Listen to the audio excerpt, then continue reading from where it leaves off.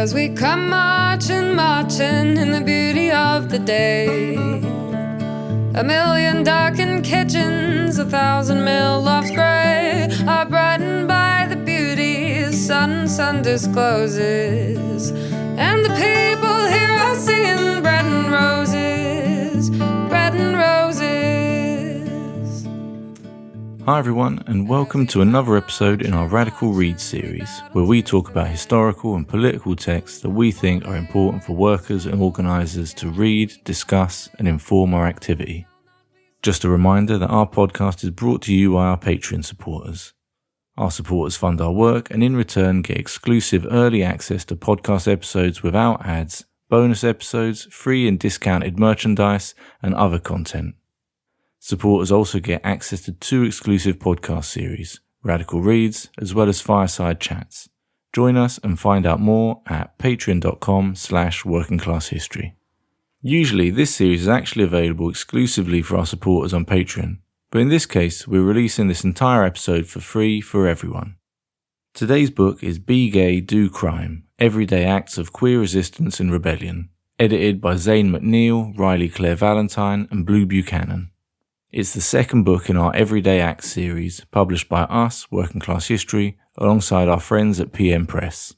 The book's full of hundreds of stories of LGBTQ people's history for every day of the year. And so, given the widespread assault against queer and trans rights going on around the world, we wanted to get together with Zane, Riley and Blue to discuss the book, learn more about queer history and its relevance to our current moment.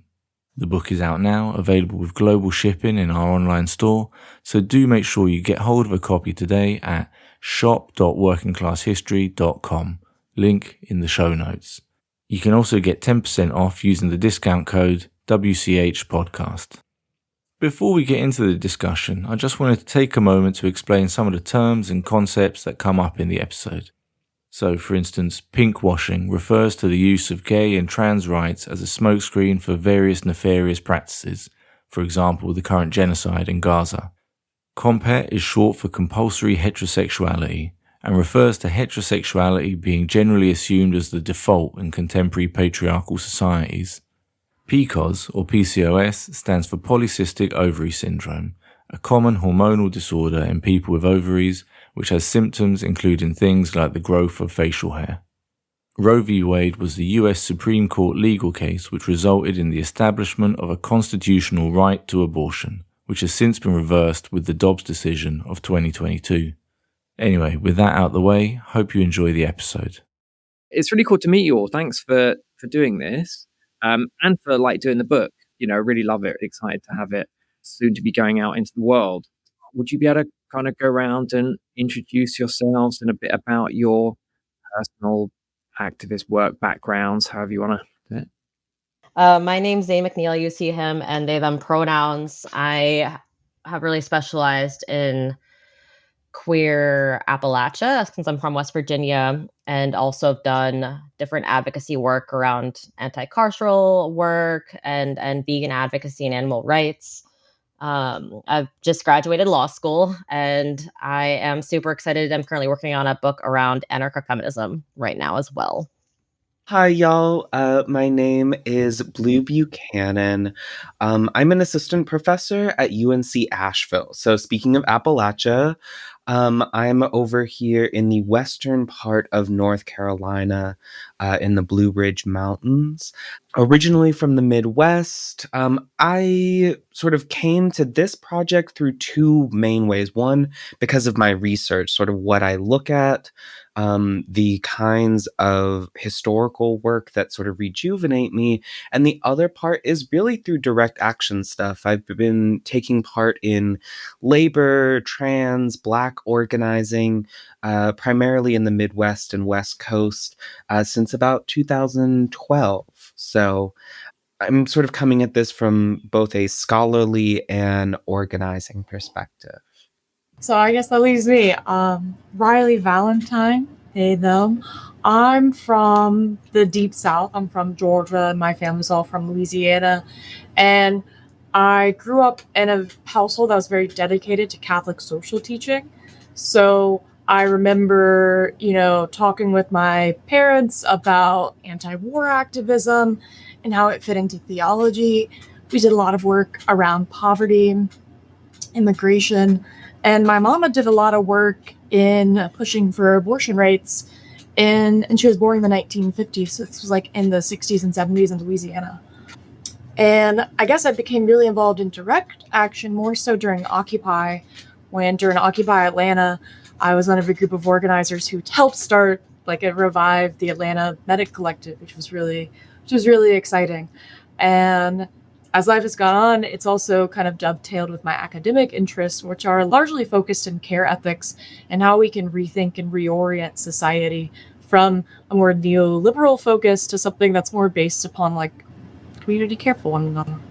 All right. Well, thanks for the introductions, all. Really nice to meet you.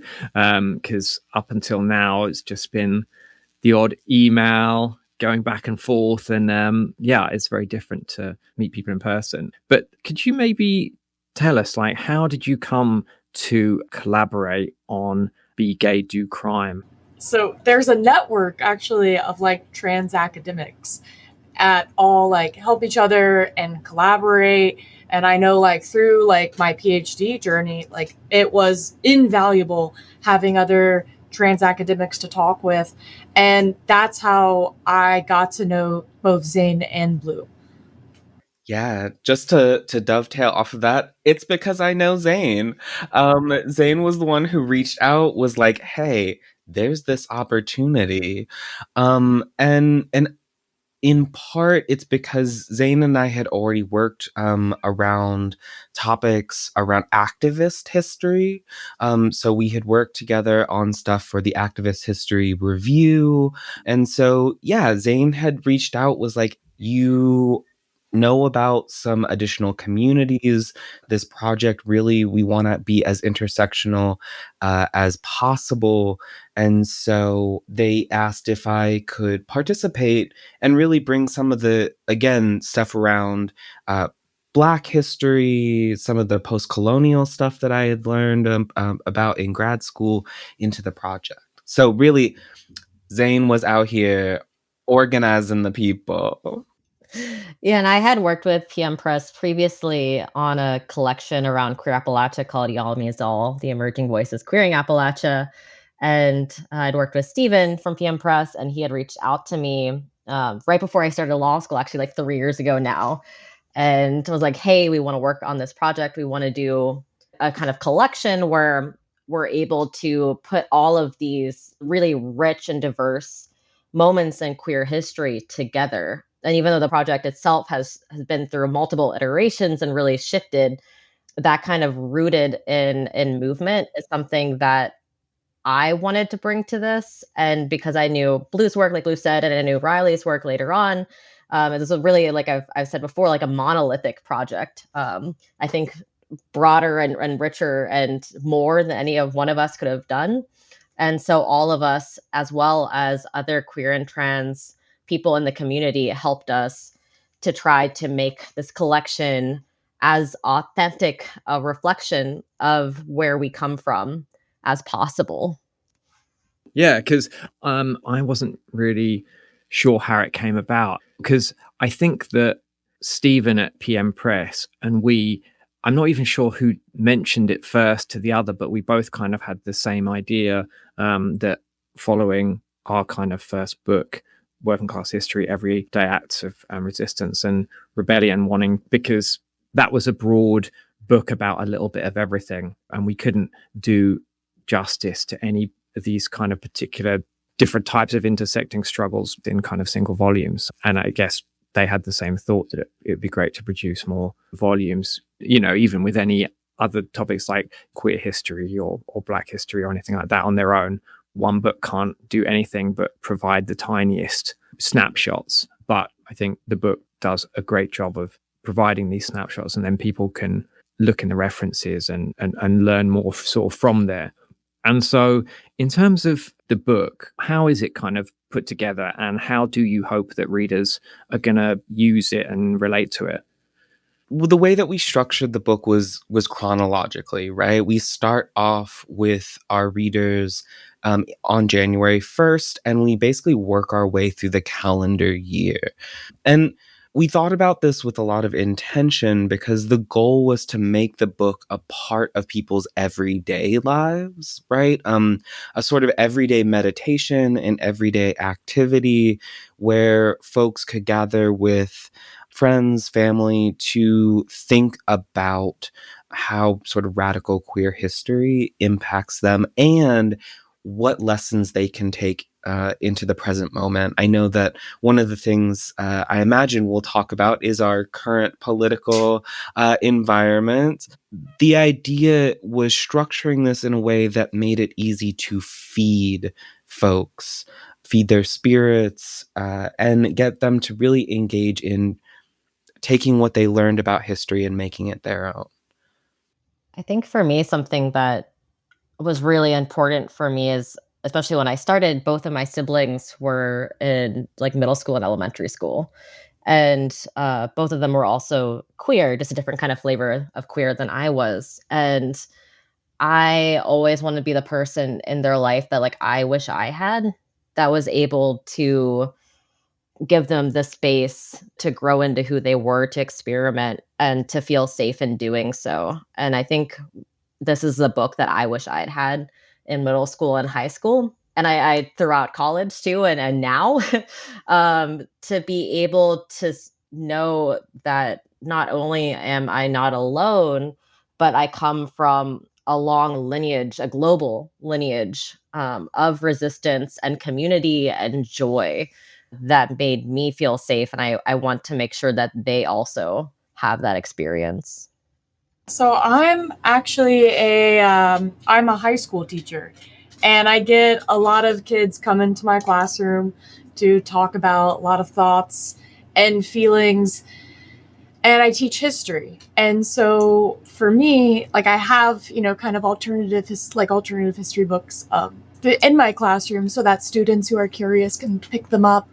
And a lot of students have asked about having, LGBTQ plus history. Where's queer history? And in my curriculum, we try to make it as intersectional as possible, but there's not a lot necessarily there that's written in a way that's really accessible, especially for young people. So this book is something that I'm excited about because I could see my students being really excited to read it. And I think that's really meaningful because a lot of our history books are written for, academic audiences and are in textbooks. So there's not as much that's accessible for younger people. Yeah, and I think that is how a lot of people are going to use it. I know we've heard from our sort of first book quite a few people that used it, and I'm sure we'll do the same with this one. Are people like parents of young kids to kind of go over at the breakfast table or the dinner table, and teachers and things like that. And I think dates and anniversaries are funny because they're so arbitrary and they don't kind of mean that much. But like a lot of people, when you relate to things that happened in the past, it seems kind of very distant, and perhaps a link with the present isn't always that obvious. But just something being the same date as today, if something happened on, it's the 11th of July today, just something that happened on the 11th of July, it does kind of pull it into it's like, oh, today is something just like that could be today or whatever.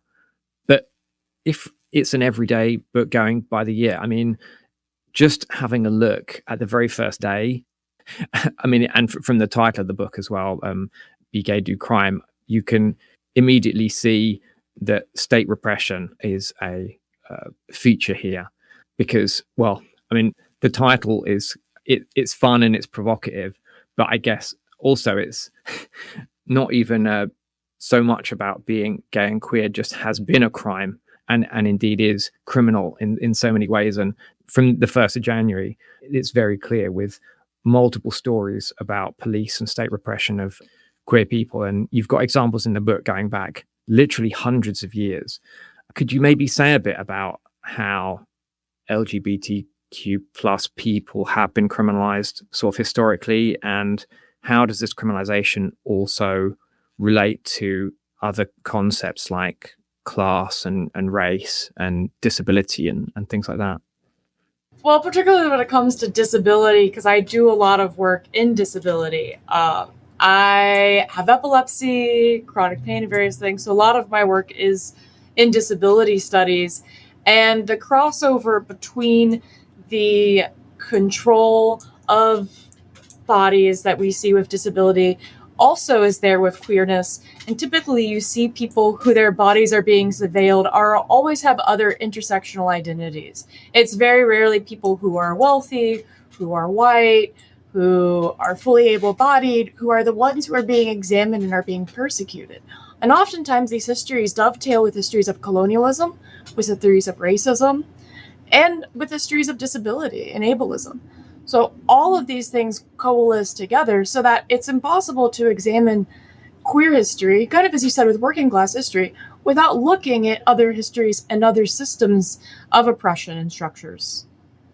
Riley and I are working on a book right now that's really on this idea of how laws will change, but the idea is to control bodies and control relationships and sexualities, whether that looks like surveillance in different ways or the actual incarceration of certain kinds of bodies and how these laws might change. But whether it's, the gender affirming care bans that we see right now or the different kinds of dress laws from 50, 60, 70 years ago. The idea is over surveilling populations, controlling the way people gather and love and fuck, in different spaces, and then really making it so that they're able to coercively either incarcerate or control or create this idea of what family values are for the state. And I think we see that a lot through this collection of moments, right? That these are people whose identities are being criminalized, like you said, whose way of engaging in community, of just having a body, of performing gender is criminalized. And so, what does that mean when existing is a criminal behavior, but also a way to create spaces of joy and community and resistance and liberation? And I think something that's really difficult, but something we really wanted to do in this book is show not only the harm that happens from these systems, but also how people chose to exist how they wanted to exist and able to thrive and love despite that. Yeah, so often queer and trans life is only recorded or only talked about in those moments of like death and violence, right? People are only remembered when they are sort of recipients of harm. Part of what we wanted to do with this book was to both note that harm and that people are living through alongside what's happening. June Jordan has a great collection of essays called Some of Us Did Not Die. And it's sort of in a similar vein in which we're trying to emphasize that, yes, we aren't unmarked by these histories of violence. But we're also not contained by and only limited to those experiences.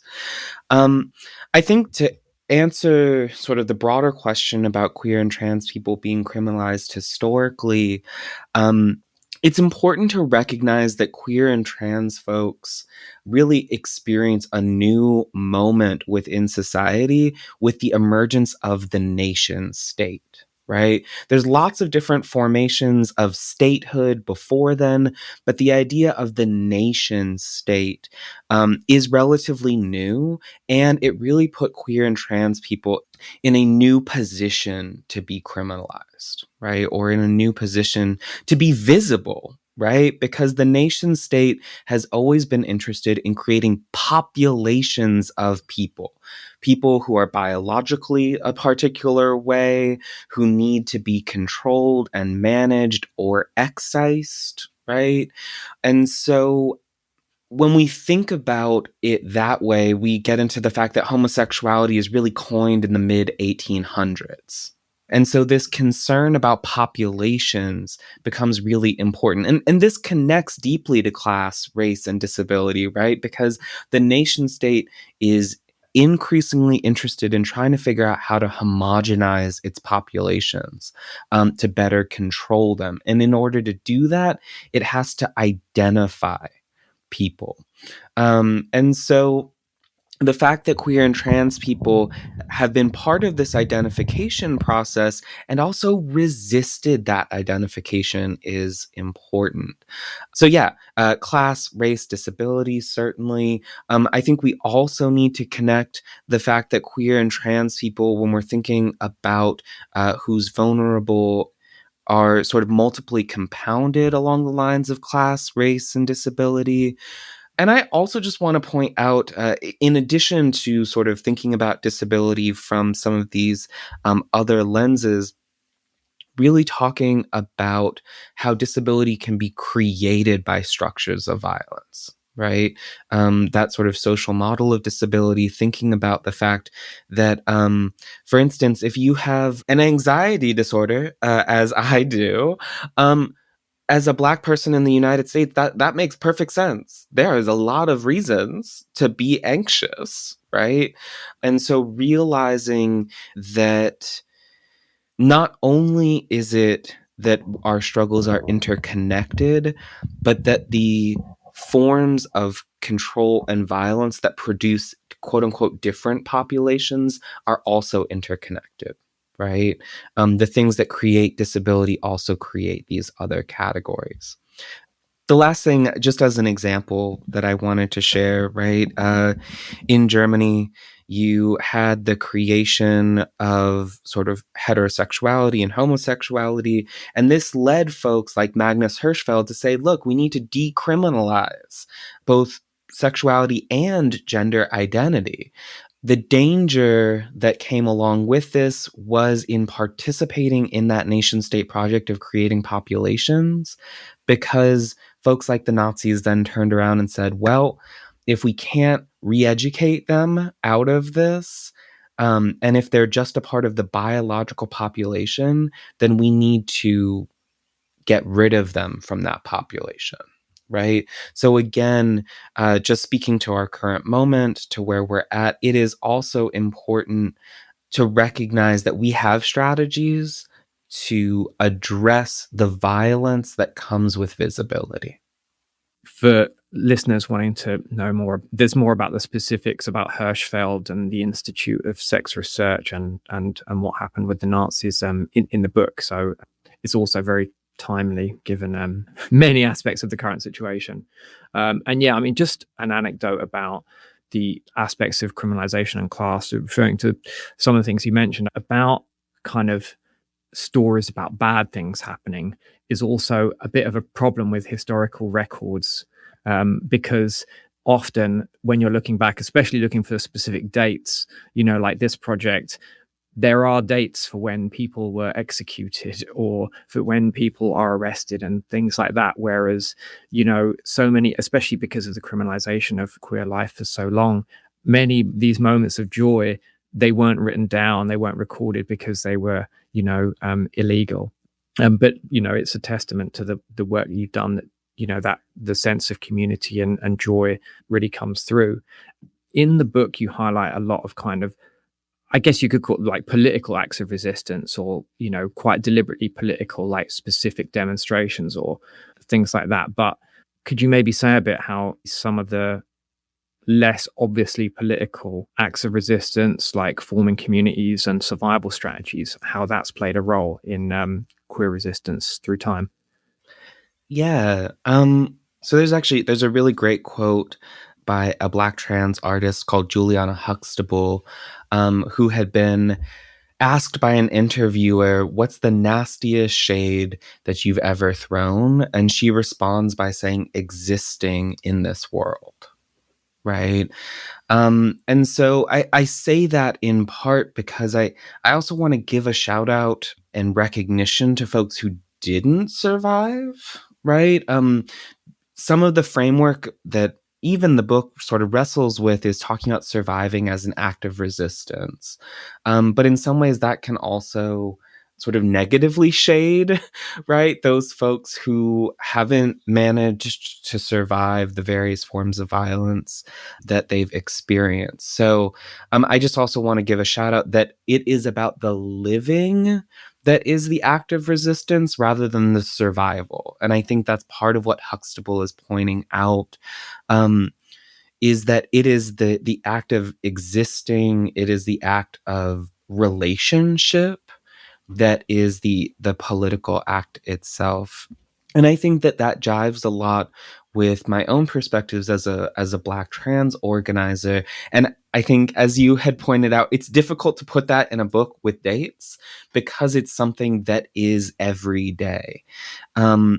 But community formation and survival, I mean, I think that's as deeply political as you can get, right? The moments that we try to highlight are just that. They're moments that highlight a lot of work that has happened way before that moment. And I think that this is especially highlighted when we see folks like Miss Major, who's a Black trans figure, who talks a lot about the care work that is required in queer spaces, pushing back against the disposability that is often imposed on queer and trans folks, to say that you don't have to like everyone. The point of doing the political work is not that we are besties. It is to recognize that when we change our conditions for the better, when we make sure that we all have our basic needs met, it becomes possible to do something new or to do something otherwise. And I think that a lot of the insights of these Black trans organizers come not just from the experiences of violence, but from leaning on one another. So, yeah, I would say that survival is what makes those more overt acts of political resistance possible. That's a really great answer. Something that we at WCH have focused on in terms of our research is the role played by the British Empire in propagating homophobic values and laws around the world. In most countries today where homosexuality is illegal, we're part of the British Empire, and in most of those places, it's British colonial era laws still on the books. You've mentioned already about the creation of the nation state and the need to create and manage populations. So, in terms of that project, what do you think it is about queerness that you think authorities, governments, states find so threatening in terms of creating these manageable populations? I would say don't forget the Labour Party has just signed on to throwing trans people under the bus, much like the Democrats in the United States. Birds of a feather do flock together. Martha Nussbaum has this amazing text where she writes about how disgust, particularly when it comes to queer people, revolves around the idea that we exist in liminality. And so when you take that within the nation state and in more of a political science perspective, just like Blue is saying, if your body can change genders or exist between genders, if your family doesn't necessarily have to follow the way a heteronormative family looks like, it doesn't necessarily have to involve children. Thinking of Lee Edelman here, like the Death Drive, right? So queer people, in a lot of ways, challenge the ability of the nation state to exist and to function. And so our existence is, in a lot of ways, like the quote, that Blue gave, right? Existence is a huge way of just addressing and refuting the ability of the nation state to control bodies, to control identities. And queerness is, I like to think of it as like a positive force of destruction. And I suppose this is something which affects the states which call themselves socialist or communist as much as kind of capitalist ones, because once they find themselves in the position of actually managing an economy, especially if we look a bit further in the past through the 20th century, the kind of economic cornerstone of capitalist society, including in countries that didn't call themselves capitalist, was the nuclear family and the reliance on unpaid labor of women workers in the home. and in terms of childcare. And so I suppose, so even that's obviously the case in places like the UK and US, but even in places like the Soviet Union, whereas like Karl Marx wrote about the need to abolish the family, the government that called itself Marxist was like, no, the family is the center of everything, and you've got to get rid of abortion and ban homosexuality and create this little nuclear family where the woman does the work of reproducing the labor power of the male worker and also the future generations in the home. I suppose that's why in recent years there's been an attempt to, I guess you could call it, co-opt LGBTQ people into the status quo, allowing gay marriage and that, even encouraging it, and spreading that idea of the core nuclear family. I wanted to just say that one of the most surprising parts of this project was how queer labor history is for me, especially when we think of FDR in the US, right? Really, the success of the labor in his government was because of Eleanor's lesbian community, who she brought in to be part of the Department of Labor. And so a lot of the success of what we think of the golden age of labor comes from queer lesbian feminists. And so that, I think, has really changed the way I think through labor organizing, both in the community micro labor work as well as in federal organizing in the US, because a lot of that came from her friends, which is something that I didn't know before I started this project. Yeah, I just wanted to add alongside that a few things. One is just to give a shout out, a book recommendation in addition to ours is called Transgender Marxism. And Transgender Marxism, fabulous, right? Also talks about how trans folks are situated within exactly that kind of like material reproduction process. And I definitely think that part of what queerness does is it challenges the basic bioessentialism that rests at the heart of the nation state project as well. So just wanting to sort of draw that out. I sort of also want to point out for folks who may not be as familiar with some of the controversies within the community, the difference between talking about queer community, as like Riley was pointing out, and like LGBT as like a sexual or gender community, and really trying to differentiate between the two of those, particularly because I look at right-wing gay men. I see folks who identify themselves as part of a minority sexual community, but that sees the state and its violences as something that they have to participate in order to get recognition or protection.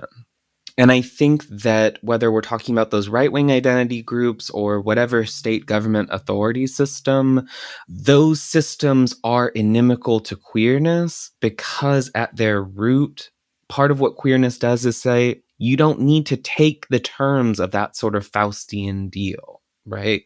You don't have to participate in nationalism, patriarchy, domination in order to live fulfilled and, again, relational lives. So just as Riley was pointing out that you can have a family and it doesn't have to look exactly the way that the nation state wants that family to look, I think that what causes concern for the nation state is that queerness disrupts important structures of socialization. The kind of socialization that makes violence natural, or normal, or just a biological requirement. We have so much social Darwinism baked into the nation state as well. And queerness says we don't have to fuck with all of that in order to be human, right? In all of the complex and messy ways that being human manifests. Yeah, I think that's a really interesting point. Going back to the book and the very first page of it, we've spoken about the themes of state repression. But another thing which is immediate on the first page is the connection between queer liberation and other types of liberation, specifically Black liberation. I wonder if this is something that you were kind of deliberately trying to communicate, or is this something that just emerged naturally through the history and what happened? I think it's both. I think that there obviously is a really rich history of Black, queer, and trans organizing. At the same time, really sort of historically tense between Black organizers who were queer and like the Black Panther Party and other things, and the civil rights movement, who also ended up being sort of marginalized in that space. And so, very like messy but really rich history there. And so I think partially it's because we wanted so much of the archive. You know, we've been talking about the archive. I always have a huge issue with the archive because so much of our history is erased. And those stories that are told are either these really heinous stories written by the state or really reflect the wealthiest, whitest, property owning histories, right? And I think that's what worker history and people's history really tries to challenge about what this idea of history really even is, and who is profiting off of the way our histories are told as truth. And so we really wanted to challenge a lot of the archive that really reflects those kind of marginalizations and erasures, while uplifting other parts of queer history. At the same time, we're limited. So even though we tried really hard to bring in these stories, at some way it was still difficult because of the limited archive we were working with to really do as much justice as I think we wanted to. Yeah. Just to go back to something that you had pointed out earlier, sort of about Britain's involvement in sort of global homophobia and transphobia, for that matter. I think just going along with what Zane said, there were two sort of separate aspects. One was a subject position question, right? So part of this volume emerged from our own subject positions. We sit at a number of different intersections, and so we were bringing our own knowledge of our own communities, histories, and events that we wanted to see. Right. And certainly, again, as a Black trans person, that was important for me to share out. And I do think that lends the book a through line that is focused around sort of Black liberation efforts, because that is an important intersection for myself. So part of that is there. I think that we also can see that the construction of what it means to be all of these categories is about who is entitled and who isn't, right? Who's entitled to the freedom of private property, who's entitled to the freedom to express themselves in particular ways. And while that has caused some problems, it also means that, for instance, Black people, as C. Riley Snorton says, right, that maybe being Black is a trans experience, right, and vice versa.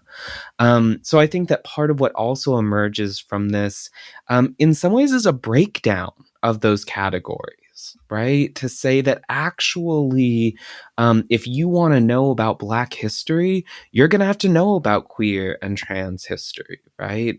And vice versa. So I think that part of it is that because we are trying to read against the grain with these archives, that means that we're going to come up with stories that are centering folks who are multiply marginalized. Um, I will say, and Zane pointed it out as well, though, that we ran into a lot of limitations. So we're familiar with certain archives, right? I have been to archives in Germany, the UK, Canada, and the US, but like that is by no means the breadth of the archives around queer and trans history that exist around the world. And despite purchasing as many books on queer history from as many people as possible, I mean, there's also language barriers, right? I was struggling to learn German so that I could read some of the primary materials, right? So there absolutely are difficulties when trying to engage with, counter history, right? In many ways. One of the ways that I think Riley, Zane, and I sort of dealt with that ambiguity or that tension was to say, this is an invitation, right? Like, this is a starting place. It is a starting place showing how we took our intersections and turned that into a series of stories, but it isn't an end. Yeah, I think Blue's comment, especially about language, is really important and can't be understated as well. Because also, like, whose stories get written down, like the practice of historiography, there's languages that die out every single year, and a lot of them are indigenous languages, and so then we end up lacking those histories. So, like Blue said, this is an invitation, and hopefully, we're going to see more intersectional queer history. Yeah, definitely. And, that is an appeal to listeners and readers of the book as well, to make more history and write it down somewhere. In the book, it doesn't look like a coincidence that quite a lot of the stories are from the 1960s and 1970s. We did a podcast recently about a wave of workers' strikes in the US during the Vietnam War, and kind of that wave of worker militancy basically in the US emerged as a direct result of the civil rights movement and struggles against colonialism, for example, in Vietnam. That kind of fed into this just general atmosphere of workers' rebellion. Would you think that the same is also true for the queer liberation movement around the same era? I would say absolutely. And within this moment, you have mainstream organizations like the Gay Liberation Front, but you also have break-off organizations like the Convahee River Collective, right? Made up of Black queer women who are Marxists, who were like, we don't feel represented in the mainstream Black civil rights movement. We also don't feel connected to the women's rights movement. So you see queer people really taking advantage of this massive energy happening and creating these movements that have long-lasting legacies. And I had brought this up a little bit before, but like you mentioned, a lot of these movements were training grounds, right? Where queer folks also face marginalization, right? The Black Civil Rights Movement, a lot of queer Black activists face similar marginalization from their comrades in that space and then moved into other spaces. Same thing with Vietnam war activists. A lot of the people learned the tools and tactics from these movements and then used those later because they felt alienated. A lot of the same thing in the communist movement. There are a lot of queer activists in the communist movement who then faced a lot of homophobia and were sort of forced out but use those tactics to fight for other movements, fight for themselves. And so, like, for me personally, I come from a sort of orientation and consistent anti-oppression, where if you're fighting for queer liberation, you also have to fight for every other kind of liberation, because the state, right, like Blue had mentioned, uses the same tactics and tools to control all of us. And so you can't really fight for one liberation without the liberation of another or group of people or the environment or animals. And I think that because of we usually sit at a multiplicity of marginalizations, right, that are sometimes forced onto us, right? You were talking about class. Some people won't understand why queer and trans people have a lot of issues with housing, right? With access to food.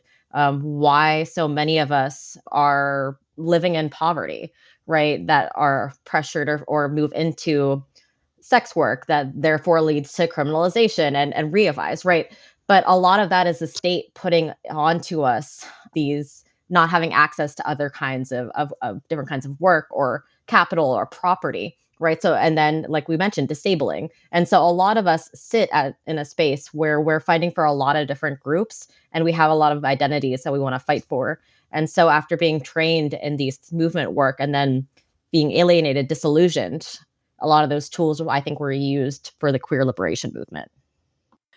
Yeah, just to build off of that and maybe be a sociology nerd for like just a second.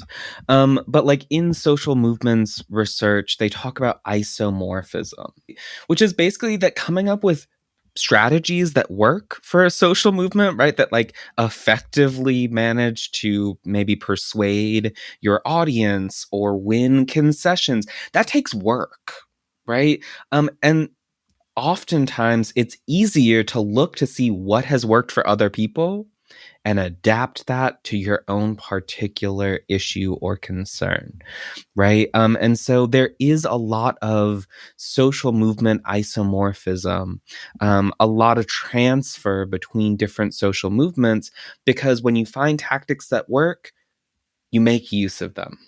I also just wanted to pick up on something that Zane talked about, which is like we are all often connected to multiple movements, right?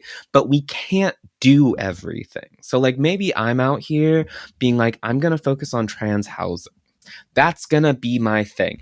And sure, absolutely, these other problems, equally important, but I can't do everything or be everywhere.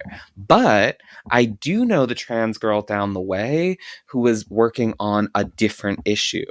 We talk, right? And that's also where maybe a strategy or tactic that we learned about in our organizing space can be adapted by somebody who is working on the same issues, but just from a different sort of entryway. So again, almost like a dandelion model, right? We don't have to be everywhere and do everything, but when we strengthen our relationships with others across those lines, we transfer forms of knowledge and organizing in faster and more flexible ways. So while a majority of the stories that you feature in the book are about the Western world, there are a good number from the global South and from countries which have been formerly colonized. What sort of like similarities and differences did you notice in terms of the repression and the resistance of queer people in those different places? I feel like, again, that's something we're really conscious of within our limitations. Is there is this sort of majority narrative discourse where, oh, the quote unquote global West is so great with queer people. Of course, maybe a little less so now, but that was like the main narrative, right? And then like, oh, the global South is such a horrible place for queer people. And again, we've talked a little bit about what empire means with that, right? But at the same time, we really were conscious of this idea that even though it's sort of short snippets into different kinds of history, that we might accidentally reify this discourse if we just sort of reflected, Canada and the US and the UK. And even though I think we did that a little bit because, like Riley and Blue said, our limitations and our archive and then language, we really, really wanted to focus on broadening what queer history looks like. And the moments I think we brought in, I would say a lot of it that I've noticed were similarly trying to get some kind of legal recognition, whether that looks like being safe or being able to change your name or access gender affirming care, or if there is some kind of harm, having the state try to rectify that harm instead of criminalize you. And so I think a lot of the same struggles are ones we see that were previously done in the US. And being able to just have, like your gender marker or your name or be safe, right? That's like what people need ends up being very similar. And the tactics, I think, are similar, right? Whether that looks like trying to go to the parliament or lobby different officials or march, right? Or create community spaces. Like a lot of the same tactics that we saw in the US are things that we also saw in other countries. Yeah, just to add to that, well, maybe it bears mentioning that, like, the US and Canada are also part of the colonized world, right? I know that certainly it is difficult when we're talking about like the global South versus the global North, and that there are, for example, say, there's a lot of discourse happening among Black Americans right now about are we American? But when we're talking about sort of colonized folks, particularly Indigenous and Black folks in, say, the United States, we are also colonized, right? And I say that because I do think that, again, at least something that I've tried to bring forward in consistently in our discussions is the impact of the Black radical tradition on thinking through some of these questions, not just taking colonization seriously as something that happens out there, but something that is sort of part and parcel of that nation state building process, part of empire, as Zane had mentioned before. And I would say that when we're looking at the differences and similarities across these contexts in terms of proximity to the benefits of colonization, or proximity to repression and violence caused by colonization, what I noticed in terms of responses is less that it's a whole different toolkit, but in many ways that the tools are being adapted for the particular set of harms, right? We can see harm reduction strategies. Folks who are like, yeah, we know that, say, looking for this legal representation is buying into all that British colonial nonsense, but we also need access to like our healthcare, right? So if the differences are really about answering the particular structures of violence, the similarities is, as Zane was pointing out, that fundamentally these are about meeting basic human needs. And if we're not getting them through some places, how do we get them through others? Right? Some of what we're seeing is differences in the public visibility of those resources. Is it more of a whisper network, right, in which folks are sharing resources, or is there more public visibility or institutional investment? And so, yeah, I would say that the biggest difference is in like where folks are at in terms of their visibility. And I would say the biggest similarity is that across the board, what folks are organizing for is the meeting of their basic human needs. We'll be right back after these messages. If you want to listen to our podcast without ads, join us on Patreon, where you can also listen to all our other Radical Reads episodes, as well as our other Patreon-only series, Fireside Chats. Support from our listeners on Patreon is the only way we're able to devote the time and money it takes to make this podcast. So learn more and join us at patreon.com/workingclasshistory. Link in the show notes. How did you work together, and how did you find that process and deciding on what stories you were going to include? Isn't the internet a beautiful thing? I believe we had at one point 3 Excel sheets with like changing entries as a way to also keep track, because it was helpful for us to make sure we could go through. We had like a short summary to be like, okay, what's this about? That way it helped not get too redundant as well, and to make sure that we could, like this is a huge gap geographically, or this community we haven't necessarily talked about. So that was really helpful for tracking. I've never used Excel sheets more in my entire life, but I found it to be a really easy way because we're all incredibly busy. Blue and I, we teach and we're researching, Zane doing law school, like having like consistent meetings that's almost impossible with all of our schedules. So I think we were able to coordinate really well, especially given how busy we were. I was going to say this project, since I mentioned it's gone through so many reiterations and has shifted a lot, and expanded and broadened in a lot of ways. I think it was very queer in the way we went about it, and very messy in that too.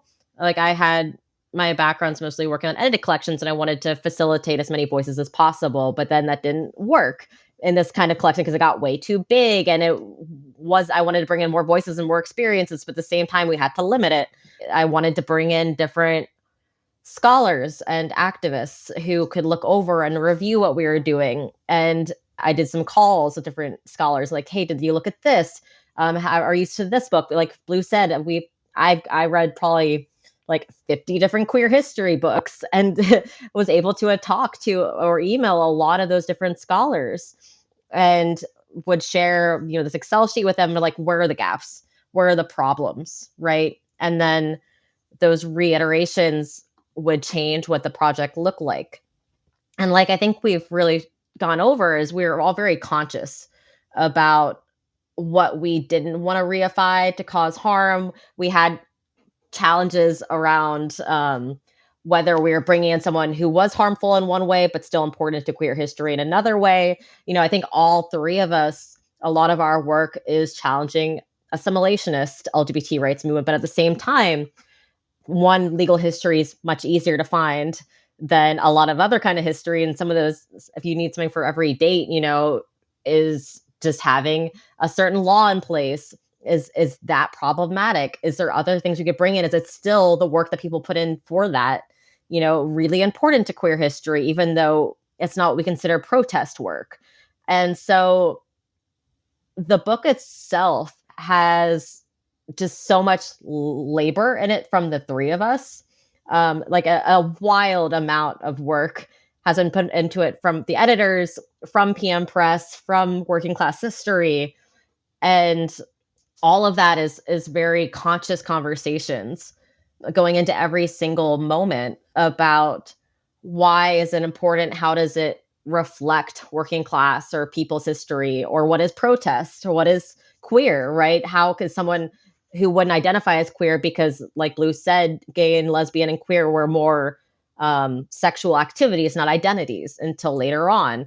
What does it look like if, as three Americans, we are focusing more on America, Canada, and the UK? How do we really challenge this idea that queer history isn't white and rich? At the same time, like that's what the archive reflects. And so the whole process was very queer itself, I think, and just us trying to navigate a very large project and at the same time stay true to the moments we wanted to have it reflect. Yeah, this was my first time doing a book editor position. So I was coming into it with fresh eyes. I'm a first gen academic, so I do not have a sort of lineage to draw on when it comes to putting together something like this. And as part of that, it was a learning process, and sometimes a rocky one. See those Excel sheets. Oh my gosh. And also part of what both Zane and Riley sort of pointed out, which was, turns out not every month is the time when queers are at their busiest, doing revolting things. So June, chock full, so many, all of the entries.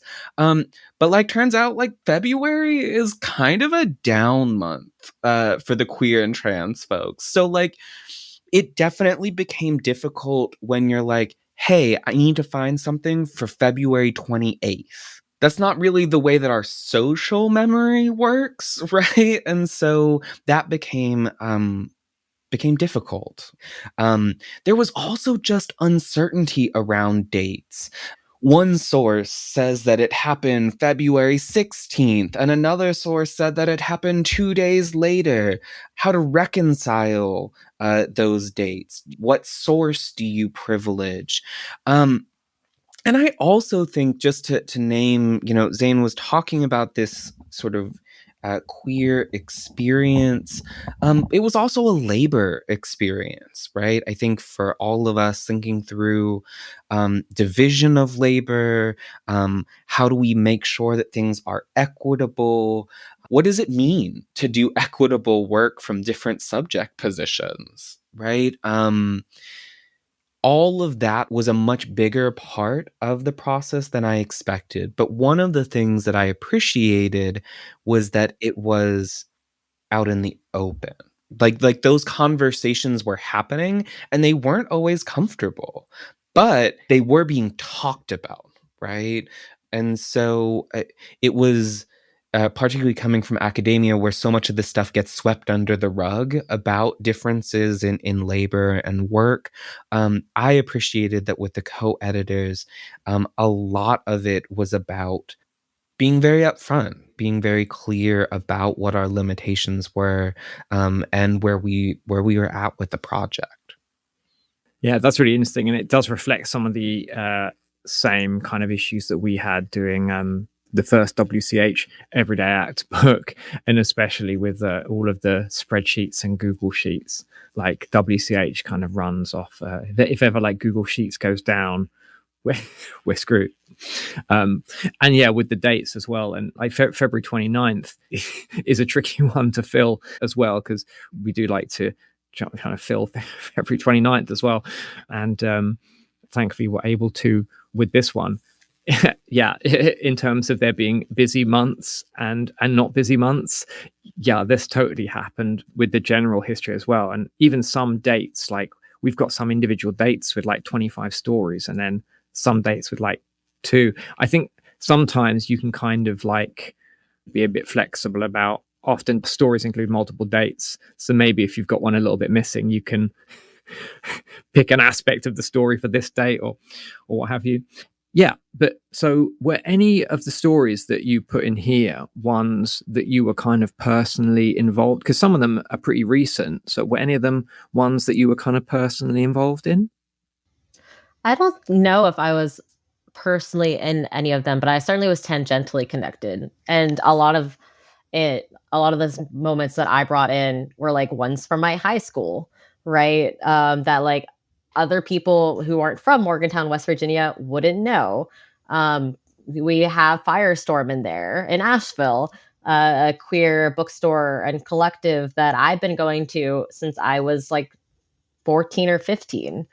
After at law school, I worked at Truth Out as a breaking news writer. And so some of those stories are ones that I was able to write about when the news was breaking. And so like I feel like I'm not sure if I was particularly in any of the resistance movements that are brought in, but I certainly was in community or touched them in some way. So the June 9th, 2019 was actually an event that I took part in. The entry is for the Sacramento Pride shutdown. So that was something that I was directly a part of. It was an effort by Black and Brown, particularly folks, to say that we can't have pride while participating in forms of violent oppression. And in particular, the issue was around the inclusion of police in pride. So that was one that I was excited to get into the collection, in part because, again, those smaller cities, not to call Sacramento a small city, but like it's not the San Franciscos or LAs of California, right? It shows that, like, again, those working class folks, those folks of color that are in these other places are also doing this work. And sometimes they are, in fact, leading the way in doing that work, only to have those bigger places practice the same tools, tactics, techniques, and get more visibility. I'm not going to say I'm a little shady about it, but like, just it felt very important to see that work amplified. Yeah. Honestly, there's so much in there. It's really difficult to remember. But there were things like all my family's from, Louisiana, like Lawtell, small bayou, and getting to write about the upstairs lounge bar was really excited. And there were some things that we had that like we were kind of talking about whether or not to include, like the anti-KKK protests in Atlanta, which I was a medic of, and there was like this joyous pirate radio dance party during it that was really amazing. That was all largely organized by Black queer organizers. And I can't remember if we included that or not, but there were moments like that where we were going through. I was like, oh yeah, I think I've been there. But there's so many entries. I can't remember how long the book ended up being. It's like over 300 pages. It was so many things. Yeah, so it is good value for money, as a as a plug. Stories for your buck. You are getting a lot. I mean, maybe you could ask this question of each of you kind of individually. Were there any that you put in that like particularly kind of resonate with you or are particularly important to you on some level? Yeah, two of the entries that I thought were really important to me personally.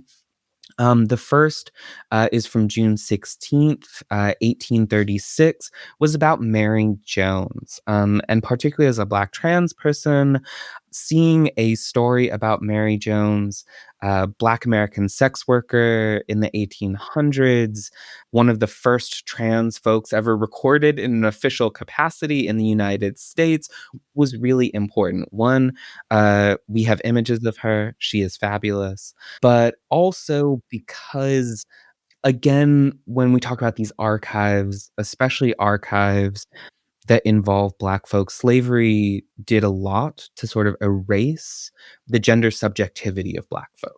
Because, as so many scholars talk about, Black folks were reduced to their flesh or reduced to their labor potential, rather than having an internal subjectivity. Seeing someone like Mary Jones, who is sort of owning and crafting her own subjectivity in the like pre-Civil War period, was really important.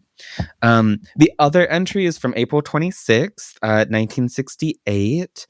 Kiyoshi Kuromiya basically held a demonstration against the use of napalm in Vietnam. And what they did was they announced plans to burn a dog alive with napalm in front of the university library. It got thousands of people to gather together in a protest.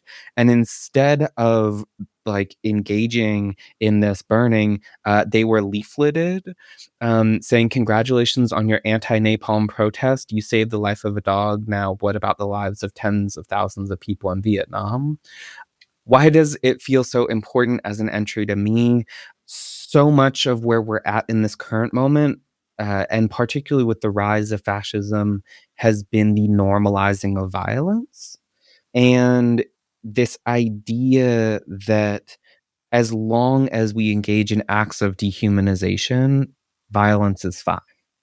And I think part of this has grown in my analysis with my connection with Zane, thinking about like those species boundaries, right? And thinking about that contentious relationship, in particular, I think Black folks have with some of the anti speciesism language that's like, hey, yeah, we don't want to say that people are better than animals, but also we're often treated so much worse than animals, right? And so thinking about those instead of as like tensions that keep us apart, thinking about them as productive spaces to keep building forms of like cross species solidarity. So just something that's really sat with me pretty heavily from the entries that we collected.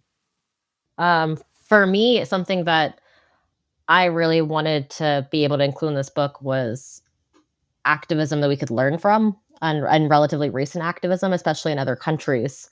Because I lived in Budapest, Hungary for 2 years. I went to Central European University for my master's, which was pushed out of the country by Orban and the Fidesz government. And so I was there really at a point in time where like my queer friends were, getting beat up, that the secret police were knocking on your doors.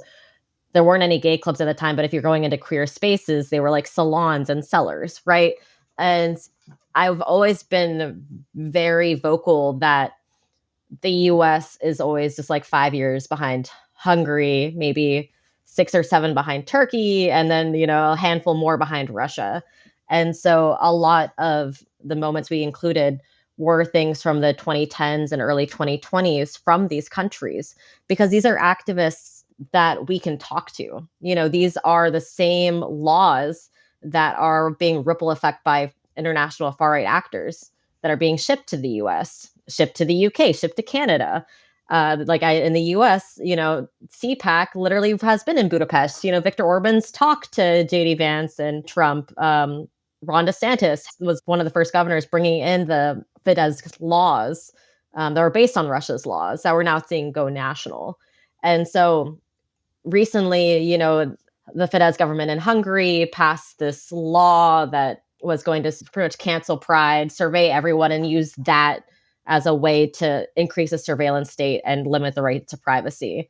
That they were going to use this huge surveillance apparatus that anyone was going to march would be fined under. And it was one of the biggest protests, I think, in the country, and the biggest Pride protest. And a lot of my tattoo artists, my friends were there, right? And so a lot of people, maybe for like the first time, have been really excited about Budapest and Hungary and activists there.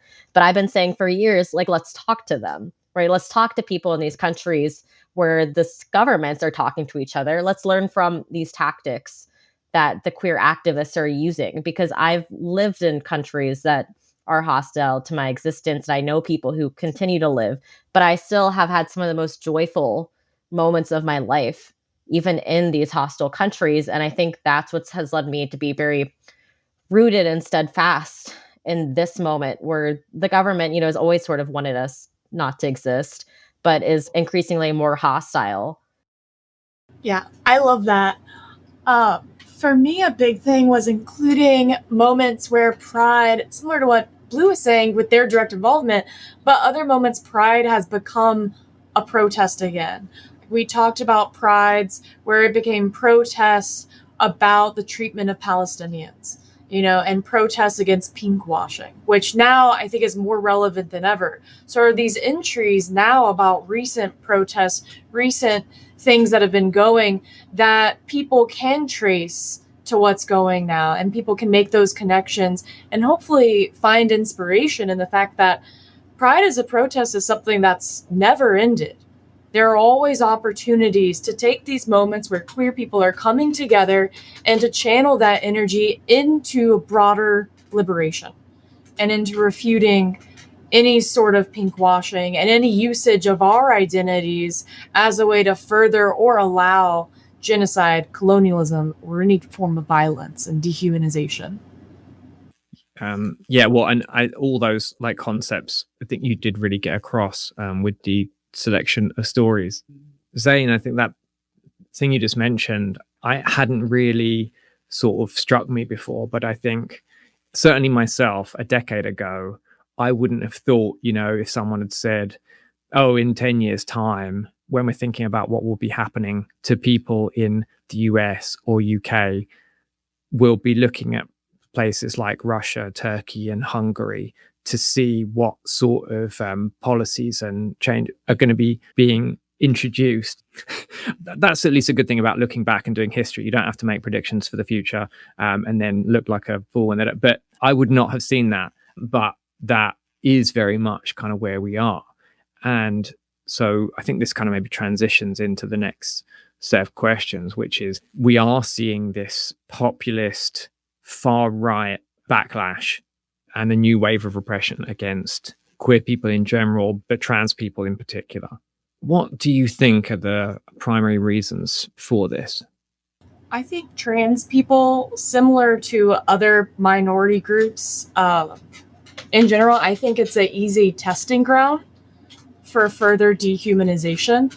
Like, if we can stop giving passports to trans people with the correct gender marker, then who else's bodies can we start to regulate? We see this in various other histories happening again. I do a lot with disability. Carrie Buck, a white woman, she had a disability, and the Supreme Court legalized sterilizations, which they used for Native people, they used for Black people. They continue to use that. And, so I think also because we're such a small minority, I think we're a testing ground.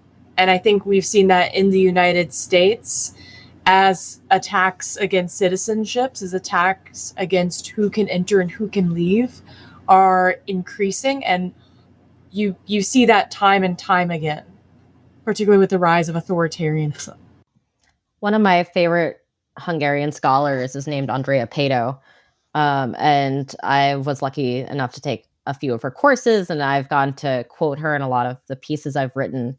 And she's like a woman, gender, sexuality scholar who is really focused her academic work is really focused on how Italian women and Hungarian women really benefited from Nazism, actually. Because I think usually in these frames, there's this idea that women were oppressed, right? But at the same time of being a certain kind of oppressed, was also able to gain a lot of power. And a lot of her work currently, because Hungary, when I was there in like 2017, 2018, was putting academics on lists, right? Like they're doing now in the US. And she was on those lists. And a lot of her understanding of why Hungary, one of the first things it did was change its constitution, right? Packed its courts, um, change the way the media works, continued the project of harming and exploiting Roma populations, and then used this idea of gender and anti-Semitism, really, and anti-immigrants, because this is around the same time that there was a lot of refugees coming through Hungary, as ways to mobilize its population, right? Like Riley was saying, queer and trans people are an easy testing ground, as ways to then contain power over larger populations. And what they saw in Hungary is if they went out and closed the gender studies departments and changed it into like family studies, right? Went after queer scholars and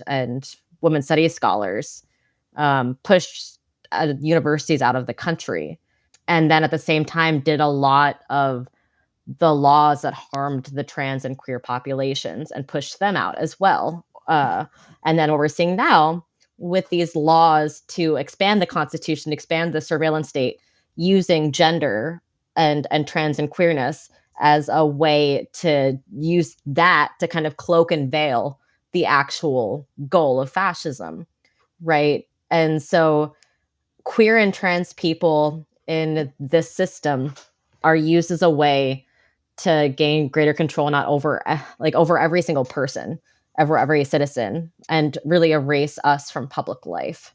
I will say that even though we see this as far right populism across the world, at least in the spaces I know, like the US and Hungary, it's very tactful, right? It's a move towards autocracy and oligarchy.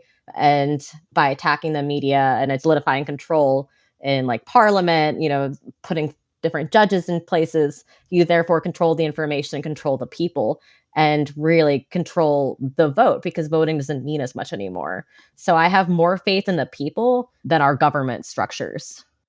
Yeah, same.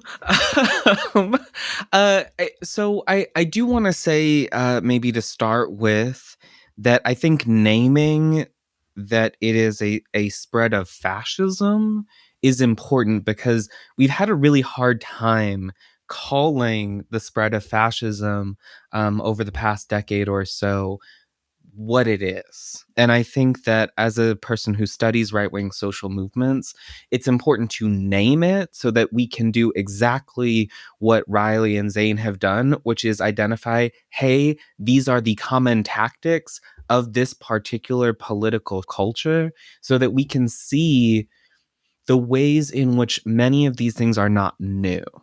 And I think that that's especially important for, obviously, all of us as sort of historically minded thinkers, because, you pointed out that, you don't have to predict, right? When you are a historian. I'm a historical sociologist. So my sort of training is in some ways slightly different, right? The goal is certainly to say, here are the past events, but it's also to say, those things don't disappear, right? When tactics or strategies, as Zane was pointing out, when they work, they don't go away, right? And in particular, when we think about things like white supremacy, other forms of sort of fascist organizing, there are moments in time where they go into what social movement scholars call abeyance, meaning like they're not a hot commodity at the moment, right? Oh no, it looks bad to be called a racist. But they don't go away, right? They sort of get stored in our cultural memory.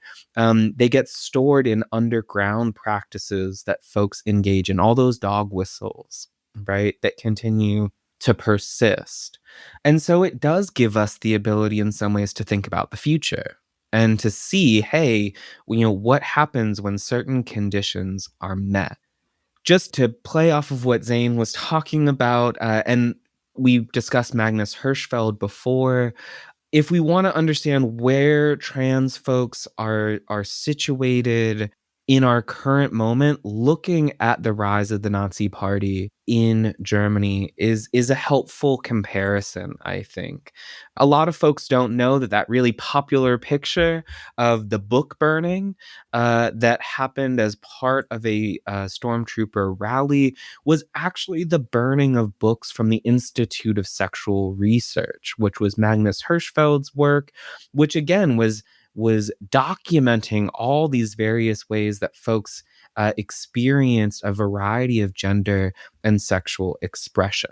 So to go along with what Riley was talking about with like, we are small, we're a small group, and that enables folks to do violence. It is also about seeing how far knowledge can be shaped through violence.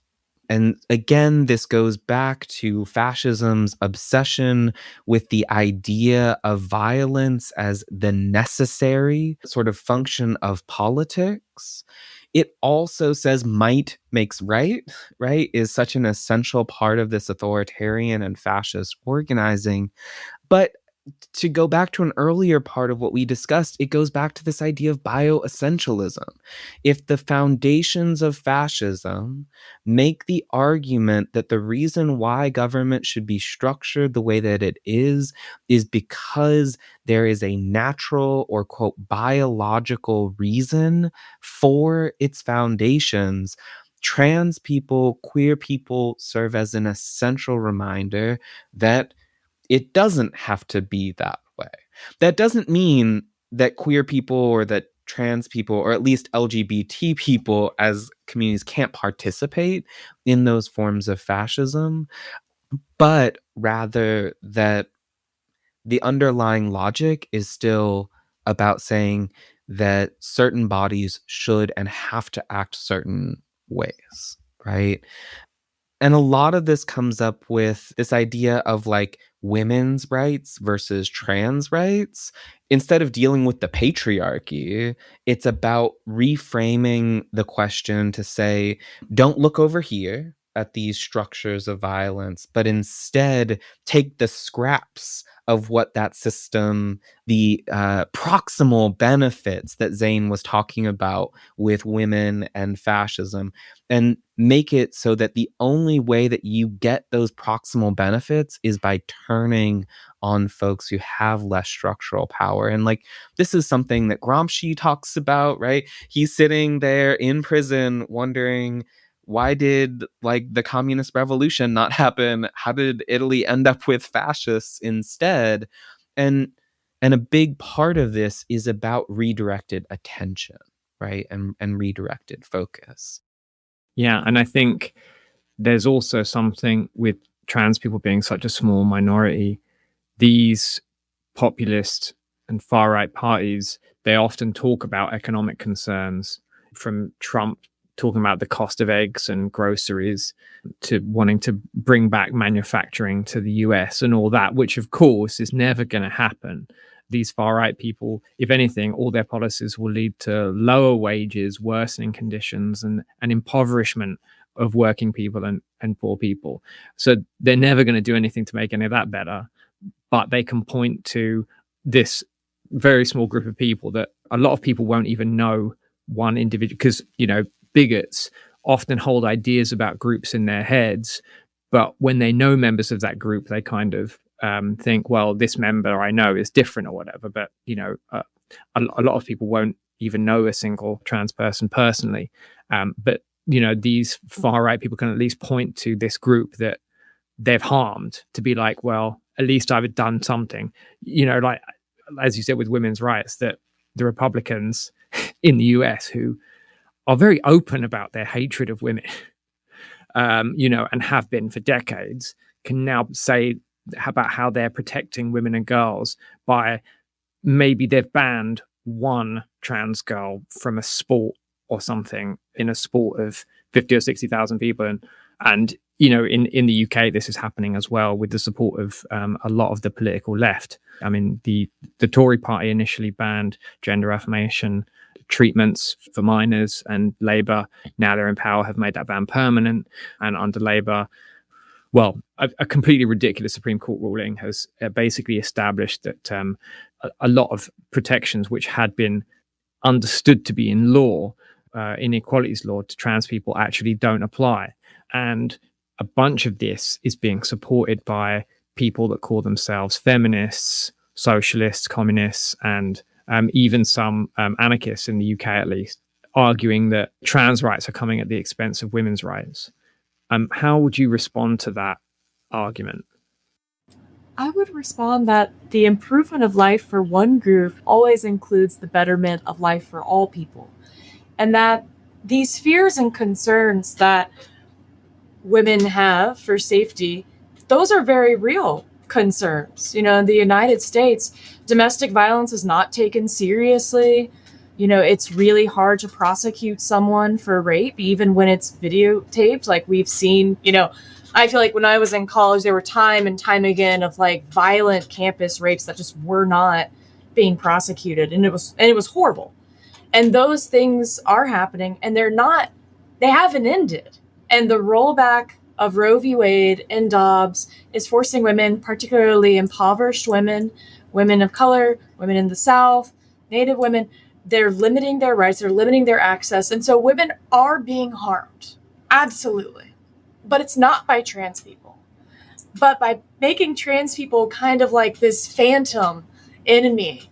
It allows people to have something to concretely channel their anger towards, even though our lives together only make one another safer and better. But it can feel so much more, I think, overwhelming to tackle a system of patriarchal violence when you've grown up and have seen all of those attempts to address those harms fail repeatedly. And so for sometimes this feeling of almost like a win is a win, even though it's not. And it will, in the end, only serve to harm women. We're seeing that women who are gender nonconforming are being harassed when in states that have tried to pass bathroom bills. So these laws are actively hurting women. And as Blue said, like the larger problem is patriarchy. It's not trans people. It's not us. But tackling patriarchy is so much more daunting and would require an overhaul of the entirety of the United States, not just of the United States, like the UK, Canada, all of those things would have to be redressed. In fact, I would say like global politics would have to be redressed in a way that most people in power do not want to do. So if they can shift the target from themselves, then why not? Yeah, I couldn't agree more.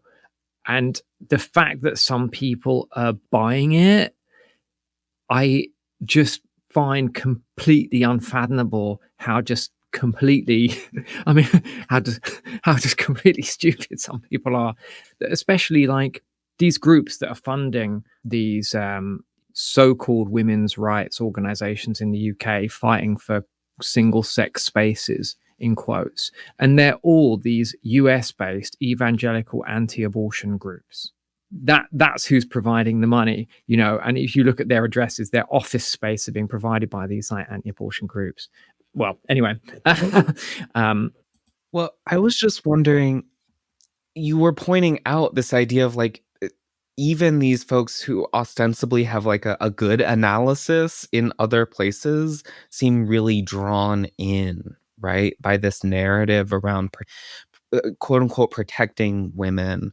And I just wanted to say, alongside what Riley had added before, this idea of protecting women, quote unquote, how that can still be a sort of patriarchal call to action. Because especially if we look, for example, at the history of like anti-Black racism, right? When we look at these other histories that are so intimately bound up, the idea of in particular protecting white women, has played an important role in legitimizing violence against other groups of people, while simultaneously laying the groundwork to say that those other groups, particularly racialized groups, don't have women, that those folks aren't women in the first place. So I think one of the reasons that even folks who ostensibly, right, like have this well-developed political analysis are willing to buy into it is because protecting women, as Riley said, doesn't require addressing the patriarchal reasons why women, quote unquote, need protecting. Instead, it says, yeah, you can feel like a strong man. You can feel like all of those things that a good Republican wants to feel by basically advancing an argument that as long as you're keeping other people that aren't you, say, as a powerful person, right? As long as only you can harm women, then it's okay, right? You're protecting women from the ability of others to harm them. And so, in part, I say this because Black trans feminism, one of the basic parts of this is recognizing that Black women, even if they were defined as cis, had a very tenuous connection to the state of womanhood itself. Right. And that doesn't mean that some Black women still haven't like participated in this like right wing politic by doubling down and saying, well, the reason why we're women is because of all these biological reasons. But part of what a Black feminism tells us is that the state of womanhood is also a state of exception. And it's a state of exception that can be rescinded for all kinds of reasons, including being trans. But I think, Riley, you pointed out that like all you have to be is like look outside of a norm in order to suddenly be kicked out of bathrooms, right? What about folks who have like PCOS, right? Oh my gosh, a little chin hair suddenly, like you're kicked out. Like part of what this does is it's trying to stake out a claim about womanhood, but the only function of womanhood that it's protecting is the function of womanhood that is deemed valuable, not to women, but to men, right? And to patriarchy more generally. And I just wanted to say, like, this has also meant that we have Republicans, for instance, calling for like genital checks on youth, right? Like things that I feel like many of those anarchists or those leftists would say, that's wild, right? Like that would absolutely be an infringement on anything a feminist would claim is important. But the moment that it's framed as protection, folks seem willing to overlook the fact that what it does is it puts one's gender expression within the realm of property rights and the state, right? Saying that the state has a vested interest to protect you, it needs to have a say over altering, shaping, defining who deserves to have protection and who doesn't. And I think you're referencing of both the kind of racial connotations of protecting women dating back to the lynchings of Black men point is very valid. And also, I don't think it's a coincidence that so many of the controversies recently about, quote, women's sports have been around questioning the womanhood of Black women athletes. And I think that, yeah, what I was trying to say earlier, you've kind of explained kind of blown my mind at how these people can buy into, as you say, thinking that some people like Fox News commentators, as if they genuinely care about women's sports, as if we haven't heard the jokes that right wingers have made about women's sports for the past 15, 20 years, that, you know, they've been very clear that they do not care. And exactly, as you say, even if in your mind this principled lefty thinks the idea of theoretical men in women's bathrooms or whatever, all you have to do is think for 2 seconds or even look at the reality, because a bunch of countries introduced self-ID for gender, which was the thing that caused a big controversy here initially. Was the UK was going to introduce self-identification for gender recognition certificates, which the Conservative government was planning on doing, which is just a sign of how rapidly sort of things have changed. But that happened in a bunch of countries, and you can see the real reality of that, which is that it was fine. And you look at the real consequences of doing the opposite in the US, where they have brought in these bills, which is cis women being assaulted in public spaces because they have short hair, or because they look wrong, and children, young cis girls, having adult men question their genitalia at school events. Like, that's real, and it's mind-boggling. But I think seeing the strength of the backlash, particularly against trans rights in recent years, I don't know if any of you saw this really awful opinion piece in the New York Times the other day, which is basically written by someone who posited themselves as an advocate of gay rights, but now seeing the backlash is trying to kind of avoid the backlash by saying that trans people have ruined everything by kind of pushing too far. All we wanted was to get married, and that, like, this is a strategy which some people are trying to make to separate lesbian, gay, bisexual people specifically from trans and queer people in general. So they think that they can protect their rights by throwing trans and queer people under the bus. You've obviously looked at a huge expanse of history here. Even if this were a desirable thing to do, which obviously it is not, is this strategically something which could be successful, do you think? It's always been a losing strategy. And that's the problem with assimilationist or accommodationist politics in general, is that I think we have this faith that the state will protect you, right? I liked what you said, Blue. I think it was like the scrappings. Like you can get some scrappings of protection, but it doesn't work that way, unfortunately. And liberation can't happen that way. If you are working with the state to oppress someone else, you're engaging in your own oppression. And so this is very topical, actually, because just a day or two, a legislative researcher I'm friends with, Allison Chapman, found out that the Stonewall National History page, which had taken away every mention of trans activists beforehand, just also erased mention of bi people and bisexuality. And so that erosion of rights reaches for all of us. And so even in the binary trans community, like, there was this idea that non-binary people were the problem. There's still a handful of conservative, trans women that say, that we were asking for too much, and that's why there's this backlash. And none of that is true.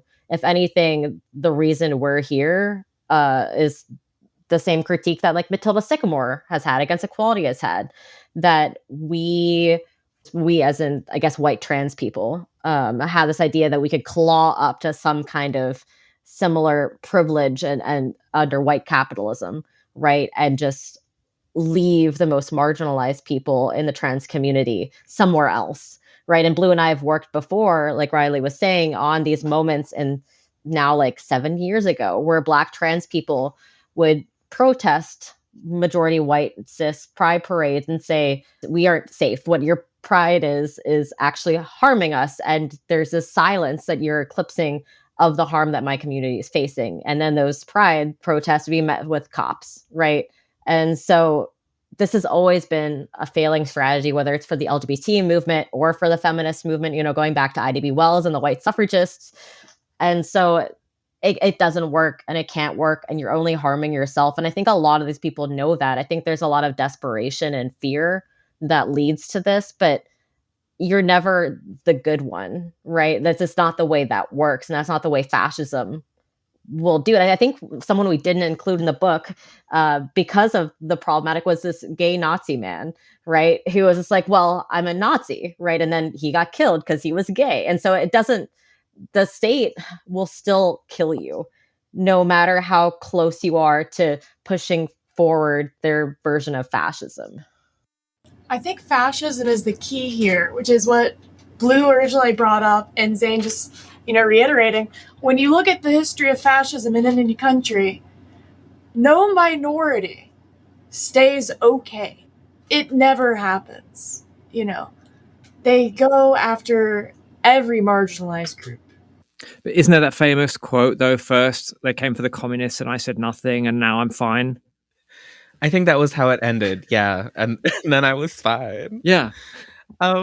Yeah, I mean, I think just reiterating what Zane and Riley had added, that we have this history of moved rather than removed stigma, right? So for instance, when like homosexuality is taken out of the American DSM, that's the Diagnostic and Statistical Manual, which had previously defined homosexuality as a disease.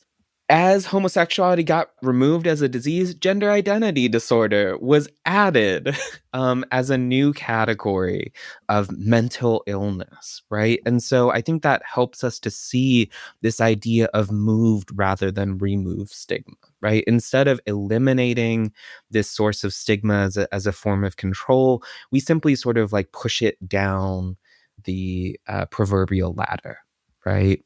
I think that just building off of this idea that yes, absolutely, it is fascism, but we also can see, just as a critique of liberalism as well, a number of scholars have talked about how liberalism rests on the idea of the right of exclusion. Right? That like in order to have benefits of liberalism, you have to have like the citizen who gets the benefits and the non-citizen who doesn't. And certainly this resonates in many ways with our current political moment and the anti-immigrant xenophobia that has also become such a touchstone in political discussions. I think that one of the difficulties, as Zane had pointed out, is that liberalism says that as long as you can identify yourself as fitting within a state of exception, you will be included and protected. And it sort of leaves the second part out, which is that in order to get that protection, there has to be someone else that is excluded, whether that's trans people, immigrants, folks of color. This is also a problem of liberalism. And so there's a bunch of scholars who have talked about this relationship between liberalism and fascism, where like liberalism promises these states of exception, and then when it fails, when it's shown to not work up to the promise which it has laid out, fascism becomes a reasonable response to what's considered the failure of modernity or the failure of liberalism. And so I say this because this movement towards separating LGB from T, or LG away apparently from BT, is a part not just of fascism, but about the relationship between liberalism and fascism, and why we need to be relying on other ways of moving through the world and thinking about our lines of solidarity. I love that so much because, yeah, with liberalism, as Blue's saying, it delineates the political actor who's the citizen versus the non-citizen. And the person who can be the political actor is already limited. They're autonomous, they're rational, they're a self-driven person, so they can't have any human vulnerability. Human vulnerability isn't a part of it. So the minute you start to add in disability, any type of situation in which you may have limited, socioeconomic capacities, for example, any of that, then you are no longer a political actor. And so then, like, there's this whole dialogue with John Rawls, for example, of being like, so then are you not a person? Because if you don't have those people, then you're not a political actor. And if the political actor was what defines liberalism, then you're not a human. And where do you go from there? Which then leads, of course, into Zane's anti-speciesism work. And it all comes together. And so maybe trying to sort of bring this kind of to a conclusion and also maybe point to a kind of way forwards. Can you think of any stories from the book which are kind of inspiring or exciting to you right now, and you think point to a kind of way forwards in the current situation? The stories, especially recent stories of the like high school and middle school walkouts, has been really inspiring for me because there's this idea that this is discourse, at least, that these laws are supposed to, quote unquote, protect children. As we've said, that's not the reason of the laws, and I don't really know if people believe it or it's just like convenient as good PR. But these kids, when they speak for themselves through their everyday life or actually like political protests where they've been disciplined, right? They're saying no. This is kids who have the don't say gay bills in their school, who get the things removed from their libraries, who aren't able to use their pronouns in school, who are on sports teams with trans people, right? Who are saying, I want these people to feel safe. I want them in my community and I will stand up for them. Because youth don't have a lot of legal rights, right? They don't have a lot of political power in a lot of ways and a lot of autonomy in schools or other spaces. But they're using those restricted ways of protest to stand up for other students and say, I love this person and I want them here. And that means a lot to me. Yeah. So there's two instances that aren't in the book that I wanted to speak to, and then one that I think is in the book and is helpful. The first is sort of the trans medical support network. I think I mentioned this before, right? But just people being like, yeah, I'm a like gather up extra meds and I'm gonna distribute them secretly without like this isn't about credit. This isn't about visibility. This is about making sure that folks' needs are met in this moment. I think that has been very powerful, and I think in part the reason why that stood out to me is because of how prevalent trans healthcare bans are here in the South. North Carolina has banned care for minors. A close member of my community is a trans kid who's having to like cross state lines in order to get the care that they need. And so the fact that in this moment of heightened repression, people are doing this work and risking, again, that criminalization, right? Sort of popular trans figure, Eli Ehrlich, mentioned on Twitter about like saving some of their meds so that they can send them to trans kids in need. And immediately people were like, I'm reporting this to the FBI. I'm going to make sure that you go to prison. But what Eli's talking about isn't limited to like them making a statement, right, on Twitter. It's a practice that people are engaged in and is under the radar. It doesn't have a date to go with it, so it's not something that really fits in the book easily. But I think that it's important.